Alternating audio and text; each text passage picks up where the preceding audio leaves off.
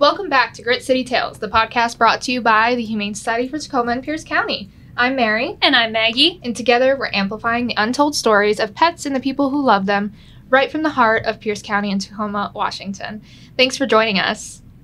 Well, hello, everyone. If you were with us last week, we were talking about Kitten Shower and how the month of April we have kind of a month-long donation drive for all the kittens that are going to be coming into our shelter over the coming months due to cats being seasonal breeders and people finding litters of kittens and just kind of all that surrounds the needs that are coming here in the next few months. Mm-hmm. And so today we are kind of continuing along with that cat-based subject matter with a friend of ours today. Mary, would you like to talk a little bit about who we have? Yeah, to help us dive deeper into all things cats and to share stories of our area's neighborhood cats, community cats, strays, ferals, we're happy to welcome Christopher Watson, the Catluminati, to Grit City Tales. Woo woo! Hey! Thanks for joining us. Thank you for having me. We want to know about you. Tell us how you came about. Where did this name come from? We want to know. We want to know everything. The name. Okay, so all right, it's Tacoma. All right, mm-hmm. Tacoma takes complete credit for this because it's like an awesome place to live. I mean, so I moved into the neighborhood that I live in 2018. And I've dealt with a lot of anxiety and depression and things like that. You know, times where I would just sit at home and just wouldn't want to go out. And Bob, my now husband, but my then partner, would try to like convince me to go out by saying, "Oh my gosh, there's cats in the neighborhood. Let's go pet them." So that would get anybody out. So there was like I think it was a 4-block radius. We would just go the same corners and pet these same cats. It was around 3 or 4 or 5 cats that we would see. And sometimes we would see another cat. And I think it was 2020. It was during the pandemic. TikTok was like starting to like bubble to the surface to becoming the mainstream thing. And I was watching videos on there and it felt like a whole new world. I was like, man, out of everything I see, this feels like I'm seeing actual people and it's positivity and it's like way out of like other social media that I see. And I was like, I should post the cats on here because this looks like something people would like on here. Yeah. Who doesn't love cats? The internet was designed for cats. Exactly. And I should have, I did actually post on Instagram before, but it was before they changed their algorithm, but that doesn't even matter. But I posted on there before, and then it was just a video of this black cat named Satin running out. And I was like, dude, people would probably think this is crazy seeing how these cats just come out to visit. Mm-hmm. And that was the first idea that I had. And then I posted it on TikTok, and then the third video, it went viral. And the third video, there was so many people saying, "Oh my gosh, these cats are having secret meetings about you in the alleyways." And I was like, yeah, they're the Catluminati. That's why I started calling them that. So the Catluminati is actually the secret society of cats. In fact, I didn't really believe it at first, but now I'm starting to because they seem to know things, okay? It's just... Cats know everything. Yes. Yeah.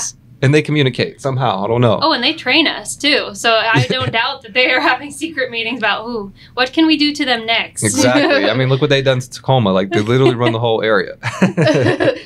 And so when you go on these catwalks, is what you call them, what are you looking for? Are you looking for strays? Are these owned cats that just live indoor, outdoors?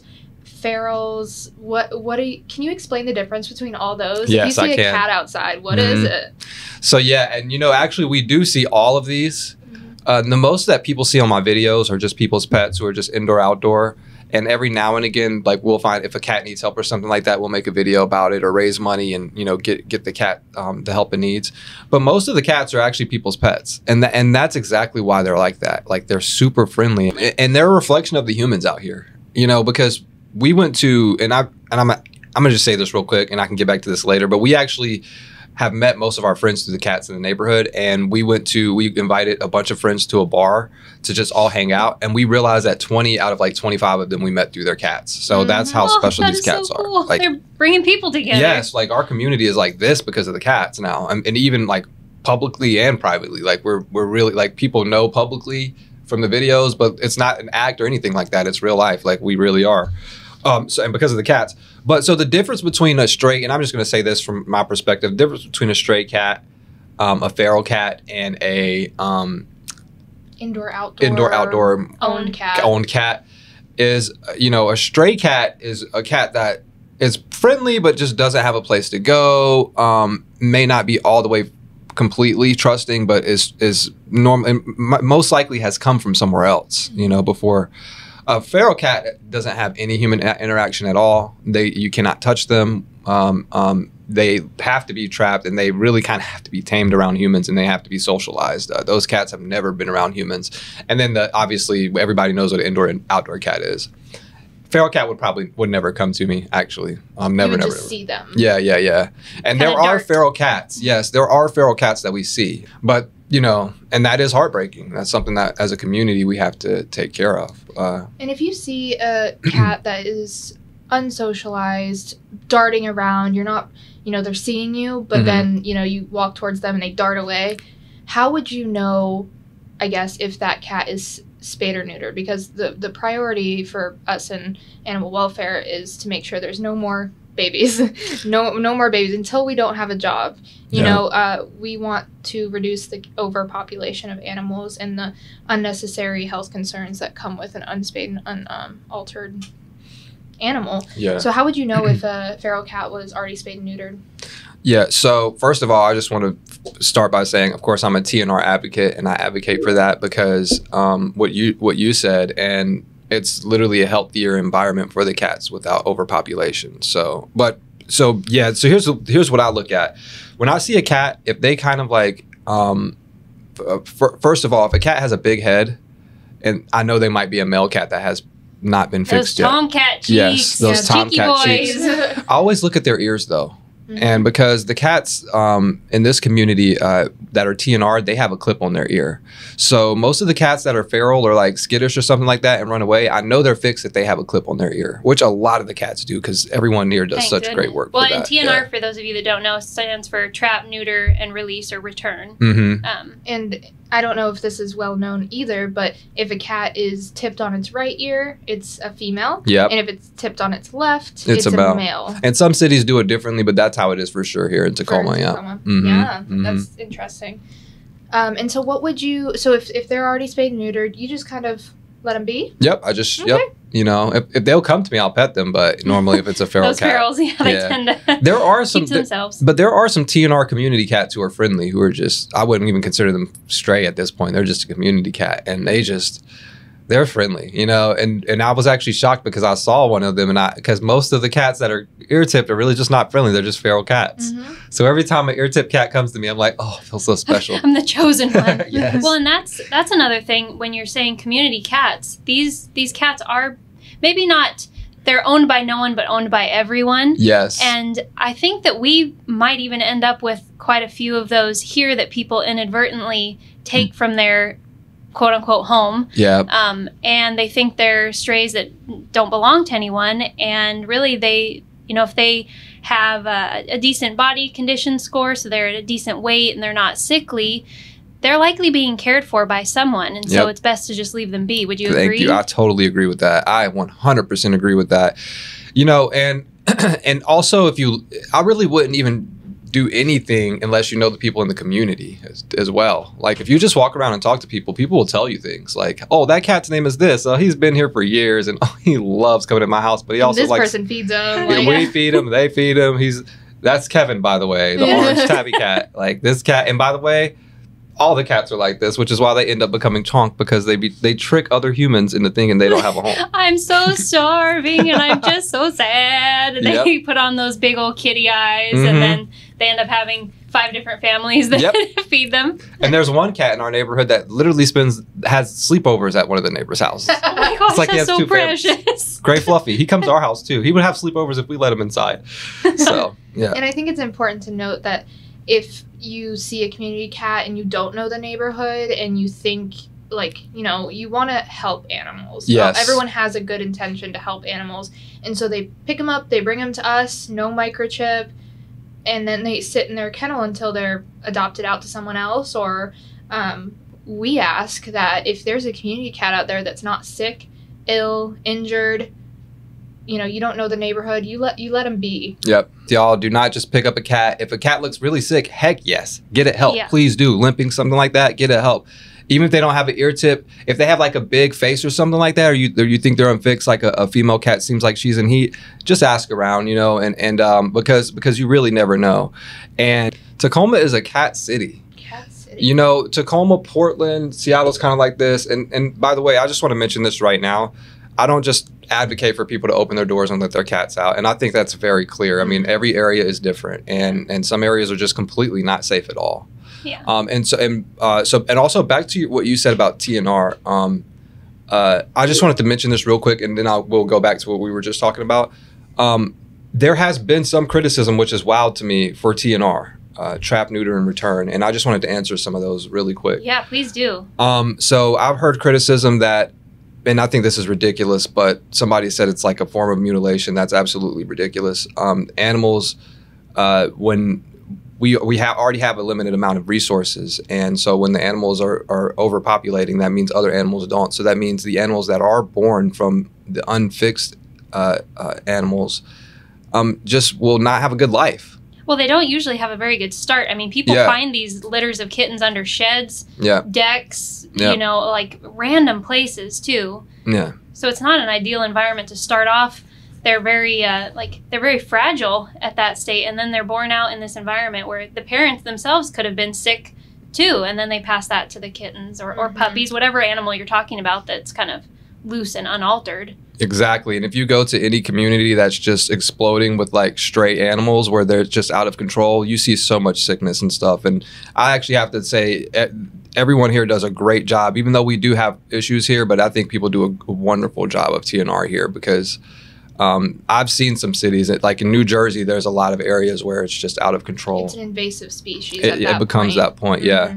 And especially on you know, like very fragile ecosystems. Like we were doing help for Hawaii because we're trying to build a cat sanctuary there, because we do understand that, you know, that it's a fragile ecosystem. I know you probably have multiple, but if you could share your favorite cat story, or is there one story that sticks out to you about the work that you do? I know I have a few cats that I really like on your page. You tell me. I love black fluffy cats. So obviously nap time. Yes, she is like this reigning supreme in my head of just this glorious fluffy black cat. She's such a star. You gotta tell us about nap time. So nap time story is actually incredible. We were walking one day, and this was one street that we hardly ever walked down. It wasn't it wasn't a street that we frequented. So we're like, you know, let's walk down the street because there might be some cats down here. We walked down the street, and there is this black, huge, fluffy cat laying beside a flower bed. And I was like, oh my gosh. And then she stands up and starts walking towards me, and it's all majestic, and the way her tail is going, I'm like, dude, what the heck? I'm like, this cat is magical. I posted the video. It was the most viral video that I had at that time. It had 1 million views in the first 24 hours. The first time one of my videos did that. And people in the comments thought she was a bear, because when she stood up beside that flower bed, it looked like a big bear beside a house. That's amazing. So I was big and beautiful. Yes. So that was her very first video. She just like blew up. Boom.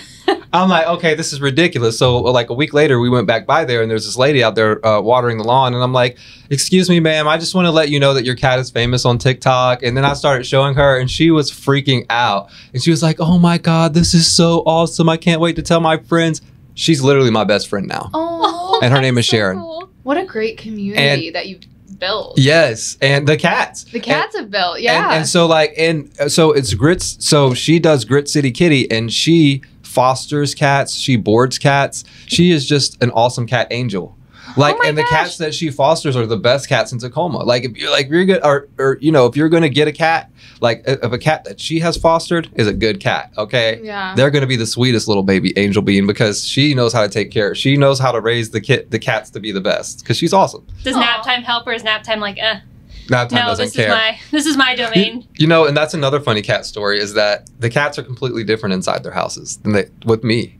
Really? Like nap time is like outside, she wants to come see me. She wants to say hello. She does not care about me when I'm in her house. I don't even exist to her. She says, this is my house. Yeah. She's like, you're my guest. I don't even have to acknowledge you. It's a privilege that you're even in here. Yeah. Oh, welcome to my kingdom. You will now serve me. I am here. And I am ruler. And it's not just nap time. It's actually kind of like, Mr. Furley does still give kisses. Like, you know how he does the headbutt kiss? He does that in the house too. So is that another one of her cats, Mr. Yes, Furley? Mr. Furley, the gray, and he has like a little clip out of his ear. He looks very, very weathered some days. Don't we all? Yes. Well, so are those some of your favorites or your most memorable? Or Oh, there's so much. I I'm just gonna say this. Some of my favorite interactions are actually with the neighbors too. We were walking. I think it was like a month ago. We were walking, and this lady just comes running out of her house with a Catluminati like hoodie on or hoodie in her hands. I was like, okay, Bob, this is crazy. She invites us in. She has us pet her cats. Yeah, it's all video, and I just, those things right there make me very happy because I feel safe. I feel so safe. Like, I'm in the community every day. We're just walking through the community, and every single time, like, we stop for like 20 minutes and talk to this person. We'll talk to Andrew. We'll talk to Chad. We'll talk to all of our friends. Like, we're just walking through the neighborhood, and then they're outside, and it's almost like it just feels unreal sometimes. It's just. Well, that's amazing because I mean, Tacoma, it's called a gritty city for a reason. Mm-hmm.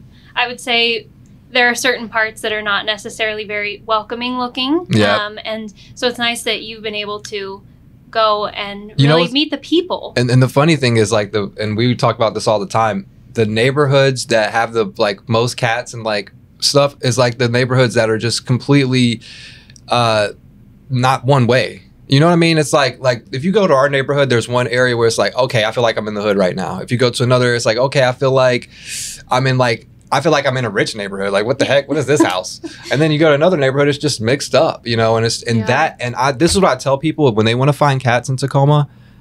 And I actually kind of ate my words because North Tacoma, y'all ate. Okay, y'all have cats up there that are cool too. Okay, I come up there a lot. North Tacoma, y'all and y'all have like the perfect lawns. All right, we like it. We're trying to get like y'all. Okay, but in my area, and like I tell people all the time, if a neighborhood looks like my neighborhood, there's cats there. Like, this is how we've been doing it. We'll drive through Tacoma and I'll be like, Bob, that looks like a cat neighborhood to me. And then we'll go there and we'll park somewhere and we'll walk around and find cats. So all my videos in the different neighborhoods, that's exactly how I did it, y'all. I just park go and walk. And yeah, and if it looks like, oh, there's a really nice house right there, but that neighbor right there hasn't cut their grass in a while, there's probably some cats in this area. Okay, it's the non-perfect places. And by the way, also, but Tacoma is just a cat city. Yeah. Well, and you don't have to be perfect to still be like those animals still get the best loving environment and home. And you don't have to be a perfect parent, just be a present parent or something. Is that what they say for like even human kids? Yeah. You don't have to be perfect, just be present. That's me. Yeah, and it shows, and it's a beautiful thing. And this is, we were talking to our neighbor who's a real estate agent. That's another funny story. We saw this man. He was coming out of his house and he looked at me and he's like, "You're the cat guy." And I was like, "Yeah." And he's like, "Let me show you my cat." So he goes back in his house. He brings his cat out. He's like, "This is my cat. My cat's deaf. He's old. He really can't hear that well, but I got to hold the cat." And he was the sweetest cat to people. He's not nice to other cats apparently, but he's nice to people. And this man, he started telling me how he knew about me. And he was like, "Oh yeah, my real estate agent said there's this cat guy here." That is so cool though, to be able to like have earned that name. I guess people see the cat guy, like the cat guy. Yeah. I don't know. I think that would be an honor. I would be happy to be known as something like that. It is, and it's just everybody smiles when they, one of the things people say is they smile really hard when they watch the videos. I do too, actually. If I'm not feeling good, I'll watch the videos back because going on the catwalk is like the best thing ever, and it's like a capture of best medicine. Yes, I think I spent about an hour watching your videos last night to prepare for this podcast. So I was like, I need to know what to ask, but I thoroughly enjoyed them, and I have 3 cats of my own. You never get enough cat love. Yeah, no. because and I swear I'm the same way. Like, I go out on the catwalk and then I watch the videos again. Like, bro, I want to relive this moment. People always say I'm so jealous of you. I am too. I'm not out there right now.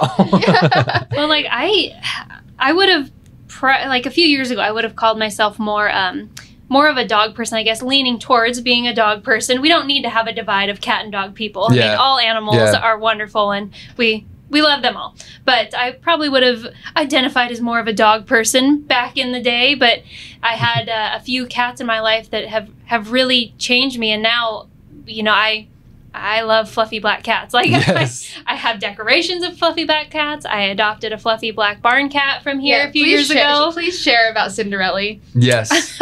Okay, well, I guess this is a story for you of how TNR turned into me having a cat. When we have a large number of cats that are not necessarily suited for a home environment and get put as what we call a barn cat, they get labeled as that here in our shelter to be adopted out as either a working cat, like in a mouser. Yeah, mouse or something along those lines. And granted, people can adopt them for their homes, but they're primarily like, you just provide them shelter, food, and water. They're not going to come in your house and be lovey-dovey snuggling up with you, likely. Yeah. And so there are some cases where we're able to return a cat back to where it was caught because either the neighborhood or whoever captured them was like, yeah, go ahead. I mean, once they're spayed and neutered, feel free to bring them back. They just roam our neighborhood. They're good. And someone's there to feed them, and Yeah. they know that the community's going to take care of them. One of our colleagues asked us, they were like, hey, can you take the van and release, I don't know, there were, I think, like 5 cats that could go back into their neighborhoods, wherever they were from. And so we had what are called dens that you put the feral cats in that have kind of an easy access door to get them in and out. And so we had the van with the dens. We had our locations where we were supposed to drop off the cats. And then our very last stop, we stopped. I opened the den, and normally these feral cats, they dart out. Bolt. They're Yeah. gone. They're gone faster than we can even blink, pretty much. Well, this cat didn't want to come out of her den. And so, and you're also supposed to be leery, you know, and be very aware of these cats are not very friendly usually. Like, they can bite and scratch pretty easily when they're scared. So I wasn't just going to reach in and be like, oh, come on, come out. Yeah. So I kind of wiggled the den a little bit. She wasn't moving. I'm staying. Yeah. So then I took her, you know, and had to like vertically put the dent, and she kind of just plopped out, and she just laid in the grass. And stared at us.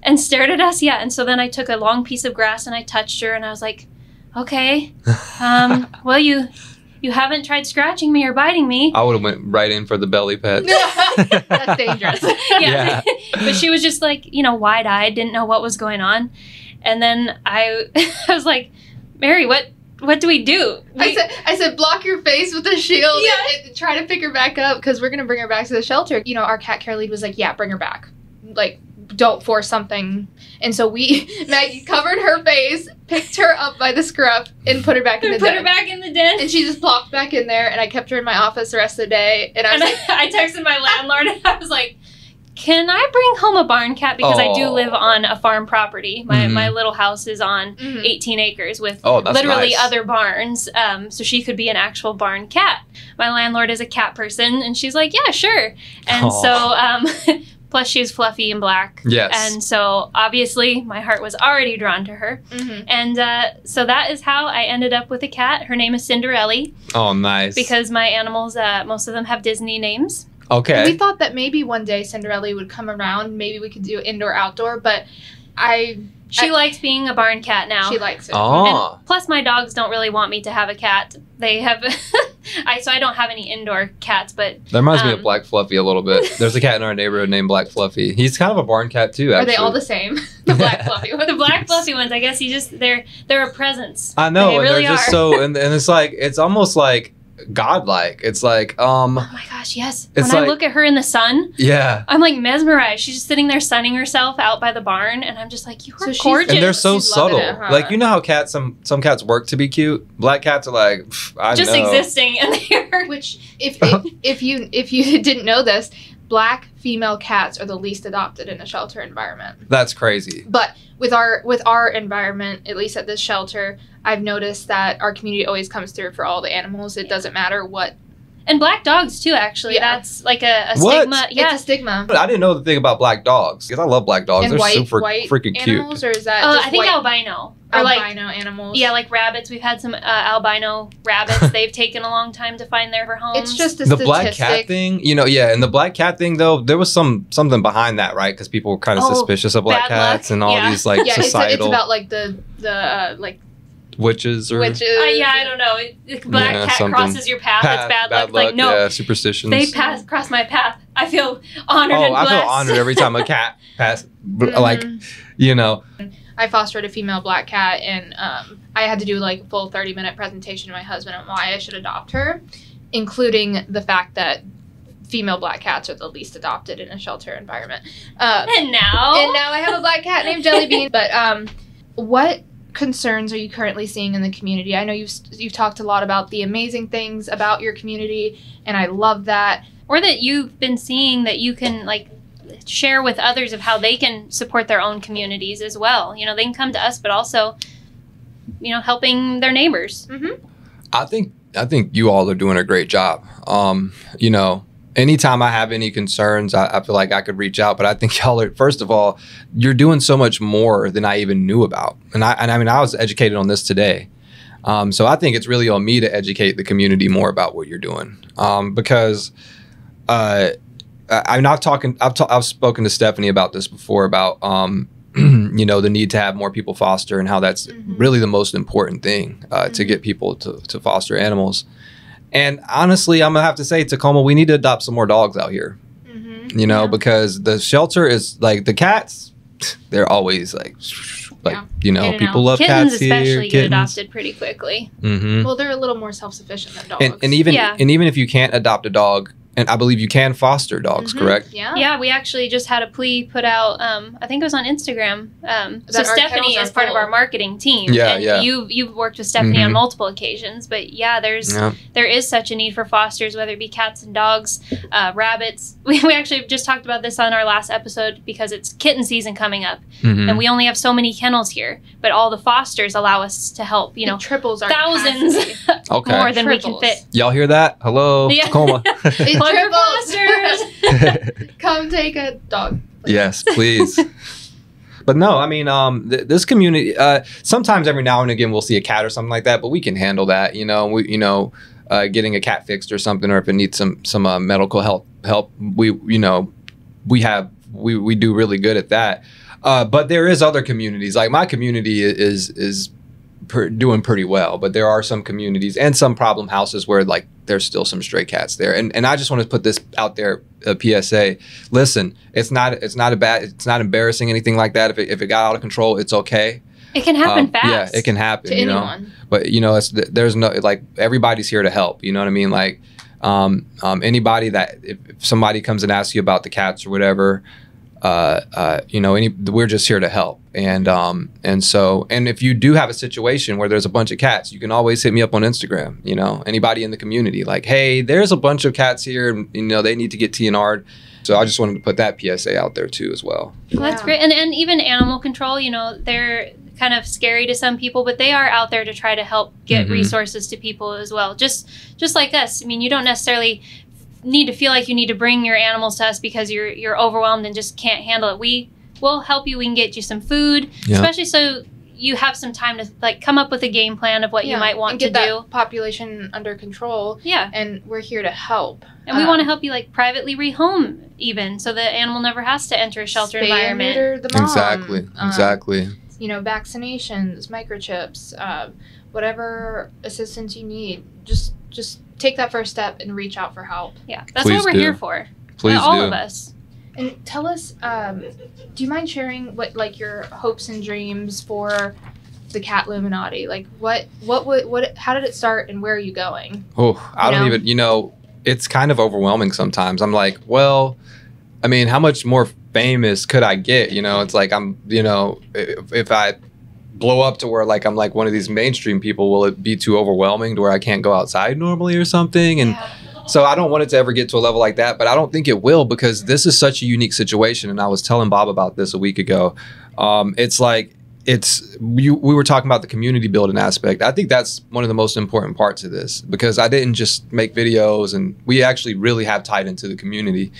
And I'm just extremely happy where I am. You know, I was telling him the other day, I was like, dude, honestly, I used to be like, you know what, I'm kind of glad life ends at some point, and now I'm like, dude, I want this to keep going. I am so happy right now. Like, this is what I want. Like, we're exactly where I want to be. And, but I see it definitely continuing. We do a lot of humanitarian work with Catluminati. That is the most important thing, I think, with my platform that I have. You know, like no X amount of dollars that I can make in profit could, you know, replace the fact that we can actually help people. Mm-hmm. And it was something that because I would see GoFundMe's with people's pets like in like 2019, and I'd be like, and I would share it to my like 200 followers on Twitter, and I'm like, I wish I could help this person. Yeah. And then so it was really, that was kind of a relief to actually be able to help people, because it was something I wanted to do anyway. Having that direct impact in your community. Yes. And even people outside of the community, just online, and it's like, I couldn't even believe like, that it could grow that fast. And so, yeah, I'm actually happy, as long as we can keep doing this and keep building the community, and inviting people out to come do the catwalk and advocate for cats. So thank you for sharing your story too, because I definitely think it's important for people to know that cats can assist you in so many ways, and they can bring so much happiness and relieve anxieties and stuff like that. So I really appreciate you sharing that. Yeah, Animals Get a cat. Animals bring us together. Yeah, they really do. They're kind of I notice like in the presentations that I do as well, and going into schools, it's like you have the kids that might be interested in drawing more, or interested in books or sports, or they each have their own interests, but animals unite us all almost. Mm-hmm. Like no matter what our other interests are, animals connect us. And if you look at any videos online, you'll see like a cat video, and you'll open the comments, and every language you can think of is in these comments. Yeah, that's pretty cool too. That's very cool. So then with this platform, I know you're very happy with what you're doing, and just feeling like you're able to help these animals that need it, as well as the people. How can people help further the Catluminati's work then? And I will say this, my work is our work, which is just taking care of the animal community. And so even if you don't live in Tacoma, if you're just listening to this from outside, foster, support your local humane society. If you are in Tacoma, Spay and neuter your pets. Spay and neuter. And if you need help, reach out, because there are resources out there, especially in this community, but really all communities. Yeah. And, like we were talking about earlier, where, fosters are very needed. Dogs, I know, and there are videos. Okay, I'll start posting some more dog videos for y'all. All right. Walk. Yay. Yes, because there's hella like friendly dogs in our neighborhood. And so foster, and that's how you can help me, because you can help me by helping the Humane Society. Well, thank you. And I mean, that is amazing. And for those of you that are looking to maybe help further our mission here at the shelter, we always are appreciative of donations, whether it's the actual food or supplies, or just a money donation to go towards any general supplies that we need to purchase. Fostering, like you mentioned, Christopher, adopting when you're able. That's not for everyone, and we understand that. Not everyone's in a place to adopt right now, but even just making sure your own pets are spayed and neutered, microchipped. We're here to help you do that, and that's one way that you can at least kind of help us help you. Yes. Doing that. But I just want to thank everyone for joining us today. One more thing I just wanted to add before we leave, and I just wanted to say this is what the Humane Society, you can see the work that the Humane Society does by literally watching my videos and seeing how awesome the cats are. Because think about if you were a cat that was born, right? You're a cat that's born, and you don't have a place to go. You go to the shelter. But then you go to a foster family that's really nice, because the shelter has foster families. And then they raise you to be the sweetest kitty ever. And you go to a home in Tacoma, and then you meet the cat guy, because you went through this great system that they have. I know, Yes. that it really is a full circle, like big picture. And how can we see your videos? What is your Instagram and TikTok? So on Instagram, it's the Catluminati. On TikTok, it's just Catluminati. But if you just search Catluminati or Tacoma Cat Whisperer on Google, you'll find me everywhere. Twitter, YouTube, Yeah, it's all pretty that. easy to find you. Yeah. But if you enjoyed this episode and you'd like to support the podcast, please subscribe, share it with others, leave a rating and review, follow the Catluminati. If you have any questions that you want us to answer in future podcasts, go to our website at thehumanesociety.org/podcast and submit your questions. And then to catch all the latest from the Humane Society for Tacoma and Pierce County, go ahead and check us out on Instagram and Facebook at Tacoma Humane. See you guys next time. See ya. Thanks for joining us. Thank you.